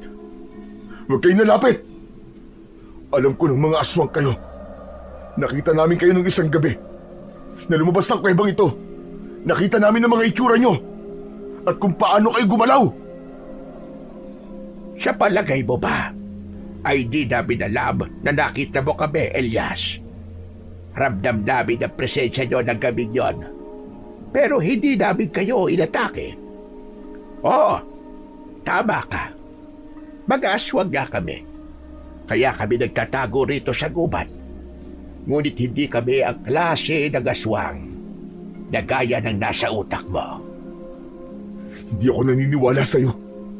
Pumapatay kayo ng mga tao eh. Parehas lang kayo ng mga rebelde. Baka nga kakampi nyo pa sila eh. Huwag mo kami igaya sa mga rebeldeng yon. Nahalang ang kaluluwa. Malayong-malayo kami sa kanila. Nang makita nyo kami na lumabas sa kuweba, ay maghahanap lang kami ng mga hayop doon na aming gagawing pagkain. Hindi kami pumapatay ng mga inosenteng tao, Elias. Kami ay mga uri ng aswang na hindi nagdudulot ng takot at kamatayan sa mga tao na wala namang ginagawang masama sa amin. Kung meron man kaming mga tao na gustong patayin, yun ay walang iba, kundi ang mga rebelde at hindi kayong mga sundalo o ang mga taong nakatira sa baryo. At bakit naman ako maniniwala sa'yo? Dahil gaya nyo, kalaban din namin ng mga rebelde. Ano? Hindi ba't kakampi kayo ng mga rebelde? Imposible yan sinasabi mo. Bago pa dumating sa lugar na ito ang mga rebelde, ay tahimik ang aming pamumuhay dito. Hindi lang ang buhay ng mga tao ang ginugulo ng mga rebelde na dumating sila rito, kundi maging ang buhay naming mga aswang. Ang mga tao makapagsasabi sa iyo na hindi kami pumapatay ng mga inosente. Isipin mo nga, kung nagsisinungaling ako sa tingin mo ba, ay buhay ka pa hanggang ngayon? Kung talagang masama kami, bakit ginamot namin ang sugat mo at inalis ang bala na nasa loob ng iyong katawan? Isipin mo yon. Sandali akong natigilan nang dahil sa sinabing yun ni Aling Lukring. Napagtanto ko ang benda sa aking ulo at ganun din sa aking katawan. Tinignan ko ang mga taong nakapalibot sa akin. Wala silang ginagawa. Nakatingin lang sila sa akin at hindi ko nararamdaman na may balak silang masama sa akin. Hanggang sa marahan ko nang ibinaba ang baril ko. Pasensya na po kayo. Natakot lang po ako sa pwede niyong gawin sa akin, lalo na alam ko ang mga aswang kayo eh. Pero paano po ginulo ng mga rebelde ang buhay niyo? Nang malaman ng mga rebelde tungkol sa amin, ay ginawa nila kaming libangan. Tinutugis nila kami na para bang isang hayop sa gubat. Kung minsan pa, hinuhuli nila ang mga aswang at dinadala nila sa kanilang kuta upang paglaruan at pahirapan bago patayin. Marami kami doon, pero tignan mo at kakaunti na lamang kami na dahil sa mga rebelde yon. Kaya habang hindi nauubos sa mga rebelde, ay paniguradong patuloy kaming mababawasan hanggang sa tuluyan ang mabura sa kagubatang ito, ang aming lahi. Napakasama pala talaga ng mga rebelding yun. Hindi na sila nakontento sa panggugulo nila sa mga tao. At pati kayong mga aswang, ginugulo rin nila. Tama ka. Kaya pabor sa amin ang pagdating nyo rito. Alam namin na nandito kayo para wakasan ang kanilang kasamaan. Pero Aling Lukring, mukhang mabibigo po kami gawin yun. Marami na pong pinatay na sundalo ang mga rebelde. At sa oras na to, hindi ko na rin po alam kung ano na po nangyari sa mga kasamaan ko. Kung buhay pa ba sila o baka gaya ng iba, ay patay na rin sila. Huwag ka mag-alala, Elias. Dahil may mga ilang-ilang sundalo ligtas na nakabalik sa inyong kampo. Marami ang sugatan, pero sigurado ko na makaliligtas sila. Habang dinadala ka kasi rito ng mga kasama ko, ay tinignan ko naman kung ano ang lagay ng mga kasama mo sundalo. Salamat sa Diyos. Ang akala ko ay tuluyan na po kami naubos eh. At maraming salamat din po sa inyong lahat. Dahil iniligtas niyo ako. Utang ko ho sa inyong buhay ko. Humihingi po ulit ako ng paumanhin kung natutukan ko po kayo ng baril kanina. Pero Aling Lukring, bakit niyo po ako iniligtas? Dahil kakampi ka namin, iisa tayo na gustong magyari at yun ay ang pabagsakin ng mga rebelde. Isa pa sa lahat ng sundalo ay nararamdaman ko na ikaw ang may pinakabusilak na puso. Pinapanood ka namin sa malayo na hindi mo alam. Alam namin kung gaano kabuti ang iyong puso, Elias. Maraming salamat po. Nakakataba po ng puso ang sinabi niyo. Pero kinakabahan po kasi ako eh. Hindi ko alam kung mananalo pa ba kami laban sa mga rebelde. Lalo na ngayong kakaunti na lang ang aming grupo. Kung may madadagdag lang sana sa puwersa namin, ay baka magkaroon kami ng magandang laban sa mga rebelde. Nang dahil sa sinabi ko, ay muli akong natigilan. Isang ideya ang biglang pumasok sa utak ko. Diretso akong tumingin kay Aling Lukring habang nanlalaki ang mga mata ko. Tama! Kung madadagdagan kami, sigurado ako na magiging malaki ang tsansa naming matalo ang mga rebelde, Aling Lukring. Anong ibig mo sabihin, Elias? Aling Lukring, baka po pwede kayong sumama sa amin sa pakikipaglaban sa mga rebelde. Isipin nyo, mga sundalo po at mga aswang na nagsanib puwersa laban sa mga rebelde.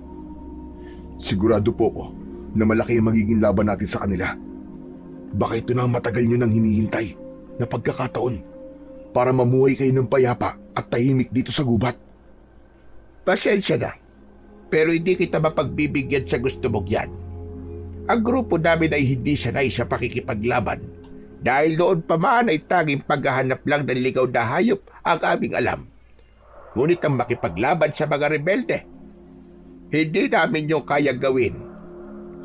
Pero hindi lang naman po kayo makikipaglaban sa kanila eh. Kasama niyo po kami. Kailangan niyo lang po magtiwala sa amin. Sa iyo may tiwala kami. Pero sa iba mong kasama sundalo ay duda ako na dapat kami magtiwala sa kanila. Sigurado ako na kapag nakita nila kami ay papatayin nila kami dahil sa aming kahindik-hindik na anyo. Hindi ba't karamihan sa mga tao ay ganon? Bumabasi ang ilan sa anyo sa panlabas na kaanyuan. Kapag sa paningin nyo ay nakakatakot ang anyo ng isang nilalang, ay iniisip nyo kagad na ito ay masama at hindi kayang gumawa ng kabutihan. Magtiwala po kayo sa akin, Aling Lukring. Ako po ang bahalang kumausap sa mga kasama ko. Sasabihin ko po sa kanila, nakakampi namin kayo at hindi namin kayo dapat katakutan. Pasensya na talaga, Elias. Pero kahit na ano pang sabihin mo, ay hindi na magbabago ang desisyon ko para sa aming grupo. Hindi kami sanay makipaglaban. At hahayaan na lang namin ang bagay na yon sa inyong mga sundalo. Hangad namin ang inyong tagumpay. Matiim kong tinignan si Aling Lukring kahit hindi siya makatingin ng diretso sa mga mata ko. Naramdaman ko ng mga sandaling yon na buo na ang desisyon niya na huwag kaming tulungan na labanan ang mga rebelde, kaya hindi ko na siya pinilit pa. Kung yan po ang desisyon niyo, Aling Lukring, ay irerespeto ko na lang. Pasensya na po kung pinipilit ko pa kayo. Pasensya na rin kung hindi namin mapagbigyan ang gusto mo. Wala pong problema. Sa tingin ko ho kailangan ko na pong bumalik sa mga kasama ko. Kaya mo na bang maglakad ng malayo? Kailangan kayanin ko po. Kakaunti lang po kami at malaking bagay kung dadagdag ako sa puwersa nila. Maraming salamat po ulit sa inyong lahat.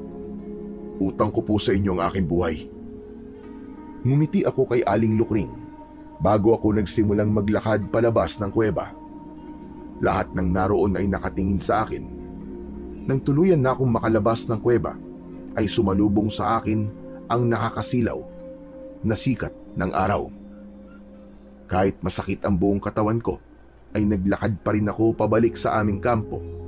Ipinagdasal ko na sana ay walang rebelde ang makakita sa akin dahil kapag nangyari yon, paniguradong yun na ang magiging katapusan ko.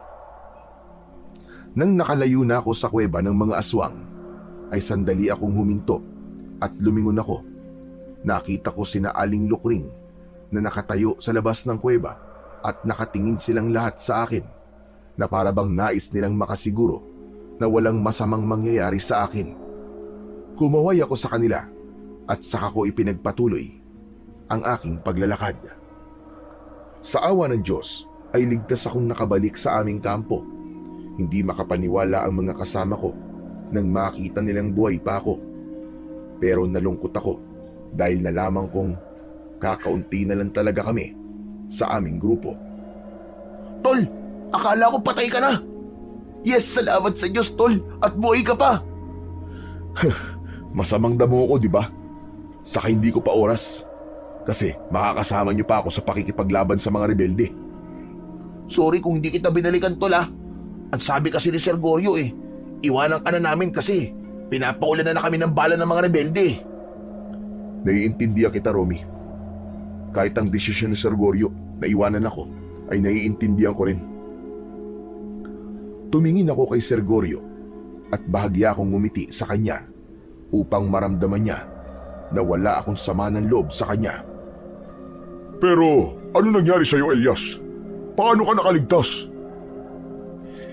Sergorio, alam kong baka hindi kayo maniwala sa akin. Pero tinulungan ako ng mga aswang na nakatira sa kuweba. Pwede ba? Yung totoong sagot ang gusto kong marinig. Tama na ang tungkol sa mga kalokohan yan. Nagsasabi ho ako ng totoo sa inyo. Sila po nagligtas sa akin. Dinala nila ako sa kuweba at doon nila ako ginamot. Sila rin ang nag-alis ng bala sa katawan ko. Kung hindi dahil sa kanila, baka patay na ako ngayon. Romy, tama ang sinabi mo. Mga aswang nga sina Aling Lukring. Pero hindi sila ang mga aswang na gaya ng iniisip mo. Mababait sila. Maging sila ay biktima rin ng mga rebelde. Galit din sila sa mga rebelde dahil pinapatay sila ng mga yun. Hindi rin sila pumapatay ng mga tao dahil mga ligaw na hayop lang sa gubat ang kinakain nila. Yun ang dahilan kung bakit may mga patay na hayop tayo nakita sa loob ng kuweba nila. Kalokohan! Kung aswang nga mga yun, hindi ako naniniwalang iniligtas ka nila. Kung hindi mo kaya magsabi ng totoo, ay hindi na lang ako magtatanong sa'yo. Hindi ko na lang aalamin kung paano ka nakaligtas. Lumayo si Sergorio sa amin, habang si Romy ay hindi makapaniwalang nakatingin sa akin. Tol, totoo ba yung sinabi mo? Iniligtas ko ng mga aswang na nakatira sa kuweba? Oo, tol, totoo yun. Nung una hindi rin ako makapaniwala sa ginawa nila sa akin. Pero nang kausapin ako ni Aling Lukring, ay ipinaliwanag niya sa akin ang lahat at na-realize ko na hindi sila masasama sa kabila ng pagiging aswang nila. Galit din sila sa mga rebelde, tol. At gusto rin nilang maubos sa mga rebelde, gaya ng gusto natin. Hindi ako makapaniwala sa mga sinasabi mo, Tol.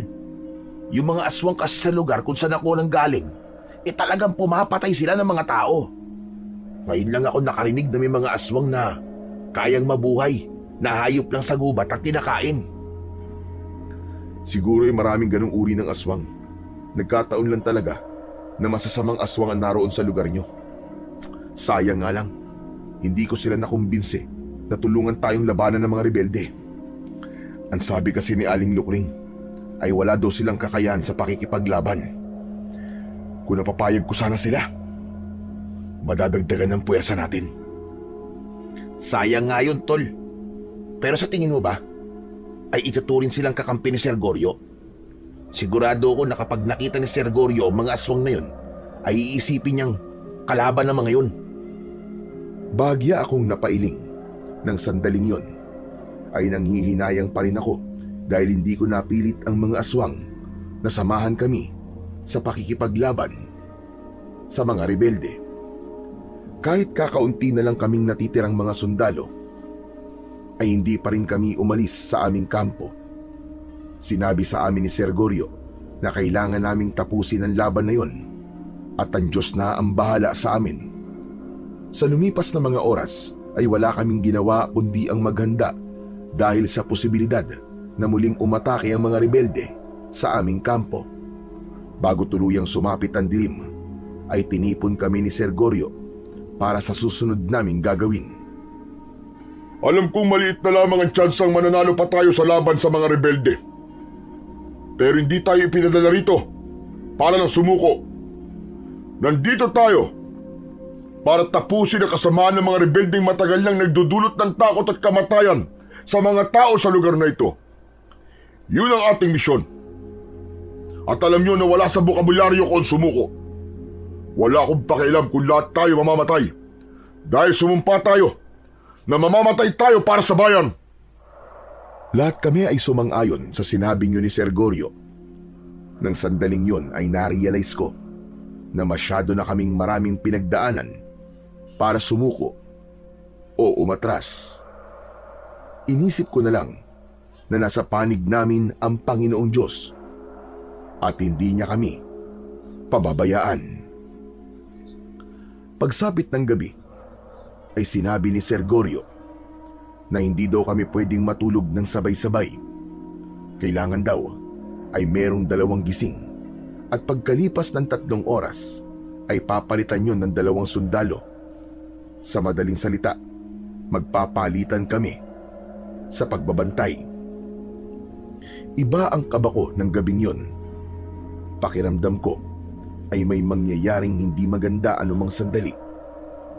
Alauna ng madaling araw nang kami na ni Romy ang nakatalaga sa pagbabantay.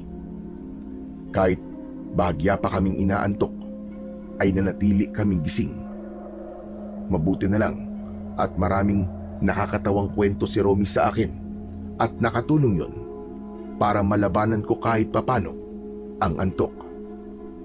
Ngunit nasa gitna kami ng aming pag-uusap ay may narinig akong kaluskos na para bang papalapit sa aming kampo. Teka tol, naririnig mo ba yun?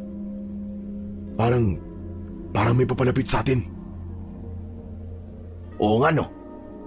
Hindi kaya ang mga rebelde yun, tol? Magsasalita pa sana ako nang makarinig kami ng isang putok ng baril. Mabuti na lang at hindi kami tinamaan ni Romy. Agad kaming nagtago sa likod ng isang malaking bato at doon na naging sunod-sunod ng putok ng baril na naririnig namin. Nandito na mga rebelde! Mga kasama! Inaatake tayo! Agad na lumabas ng barak sina Sergorio at ang mga natitirang mga sundalo. Doon na nagkaroon ng palitan ng putok ng baril sa pagitan namin at ng mga rebelde. Ang amoy ng pulbura ay pumuno sa hangin. Nakita kong tinamaan ng isang sundalo sa balikat. Napaupo siya sa lupa habang sapu-sapo ang sugat. Isa pang kasamahan namin ang tinamaan sa dibdib. Bumagsak siya sa lupa at alam ko na wala na siyang buhay. Sergorio! Masyado sila marami! Hindi natin sila kakayanin! Wala akong pakialam! Lalaban tayo! Hanggang kamatayan! Nagsimula na akong makaramdam ng takot dahil sigurado ko na hindi namin kakayanin ng puwersa ng mga rebelde. Biglang pumasok sa utak ko ang muka ni Aileen. Naalala ko ang ipinangako ko sa kanya na babalik ako sa bahay namin ng buhay at ligtas. Hindi ko napigilan ang mapaluha. Mahal ko, patawarin mo ako. Dahil baka hindi ko na matutupad ang pangako kung babalik ako ng buhay. Ano ka ba, tol? Tigilan mo nga yung mga sinasabi mo. Huwag ka magsalita ng ganyan. Hindi pa tayo mamamatay. Huwag kang mawalan ng pag-asa. Patuloy ang pagpapaulan ng mga bala ng mga rebelde. Halos hindi na namin magawang makapagpaputok dahil malaki ang posibilidad na tamaan kami ng bala kung sisilip kami sa aming pinagtataguan para gumante ng putok. Sa tuwing may nakikita akong kasama namin na bumabagsak at namamatay, ay mas lalong nauubos ang pag-asa kong mabubuhay pa kami ng gabing yun. Ngunit ganun pa man, nilakasan ko ang loob ko.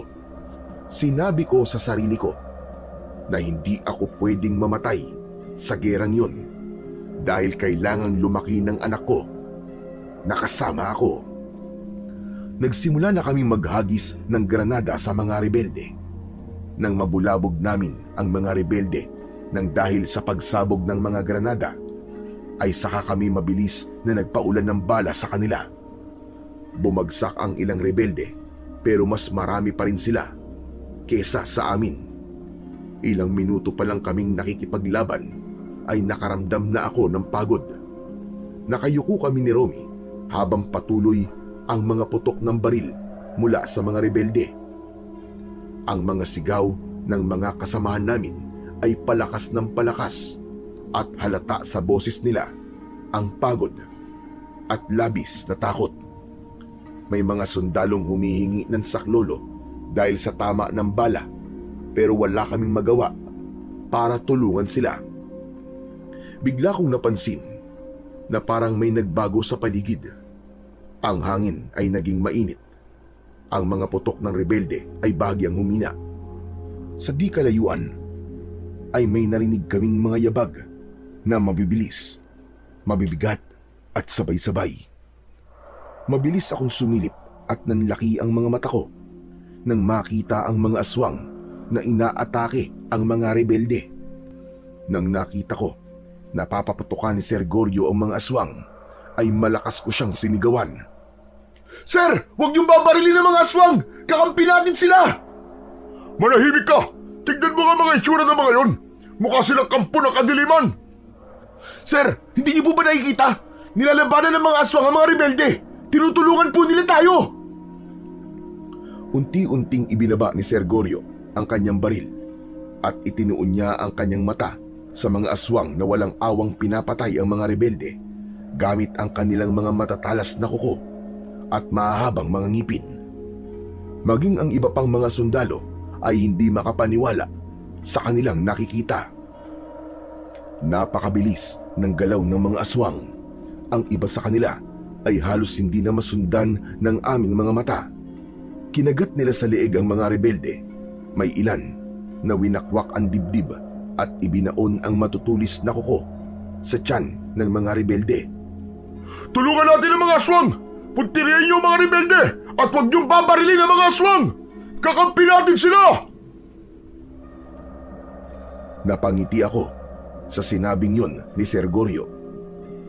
Sabay-sabay naming pinaputukan ng mga rebelde habang ang mga aswang ay patuloy na umaatake. Ang mga rebelde ay nagsigawan. Ang ilan ay tumakbo palayo pero hinahabol sila ng mga aswang. Ang iba ay hindi na nakatakbo dahil sabay silang tinamaan ng bala at sinunggaban ng mga nilalang mula sa dilim. Habang tumatagal ay paunti ng paunti ang mga rebelde. Ang mga sigaw nila ay isa-isang nawawala hanggang sa tuluyang tumahimik ang buong paligid.